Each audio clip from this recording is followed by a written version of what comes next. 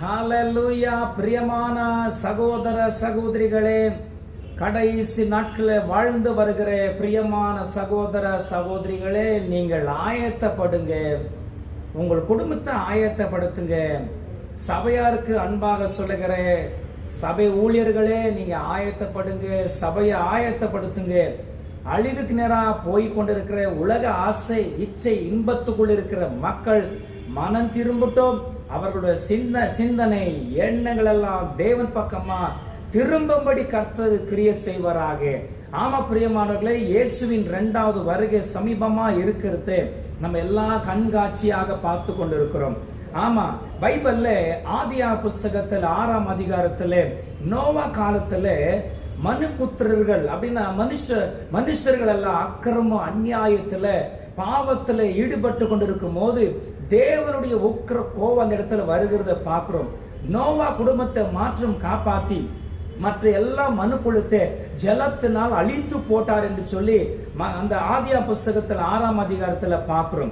அதே போலவே மத்தேயு சுவிசேஷ புஸ்தகத்துல 24ஆம் அதிகாரத்துல 37ஆம் வசனத்துல நோவா நாட்களில் எப்படி நடந்ததோ அதை போலவே மனுஷகுமாரன் வெளிப்படுகிற காலத்துல நடக்கும் என்று பார்க்கிறோம். அப்போ நல்லா அறிந்து கொள்ள வேண்டும், இயேசு சீக்கிரமா வரப்போகிறார். வருகிற அடையாளங்களை வானத்துல பார்த்து கொண்டிருக்கிறோம், சந்திரத்துல பார்த்து கொண்டிருக்கிறோம், சூரிய அந்த கிரகணத்துல பார்த்து கொண்டிருக்கிறோம், வானத்துல பூமியில நடக்கிற காரியங்களை பார்த்து கொண்டிருக்கிறோம். எங்க பார்த்தாலும் விபத்துகள் நடந்து கொண்டிருக்கிறது. எங்க பார்த்தாலும் வைரஸ் நோயினால தாக்கப்பட்டு கொண்டிருக்கிறாங்க. பல விதமான பிரச்சனை சுனாமினால அழிக்கப்படுத்த பார்த்து கொண்டிருக்கிறோம். ஹல்லேலூயா.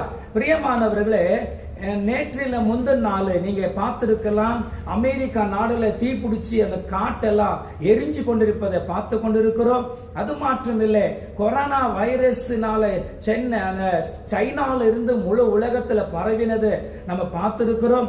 இன்னொரு விதத்துல கொரோனா வந்து கொண்டிருப்பதை பார்த்து கொண்டிருக்கிறோம். அது மாற்றம் இல்லை, நிறைய சொல்லப்போன அழிவை பார்க்கிறோம். மழையினாலே அந்த மலை சரிவுனால கஷ்டப்படுகிறத பார்க்கிறோம். எத்தனையோ மலை சரிவு உண்டாயிருக்கிறது. மழையினால நிறைய தமிழ்நாடா இருக்கட்டும் இல்ல மக்காவா இருக்கட்டும், பல இடத்துல மழையினால அழிவு உண்டாகி கொண்டிருப்பதை பார்த்து கொண்டிருக்கிறோம்.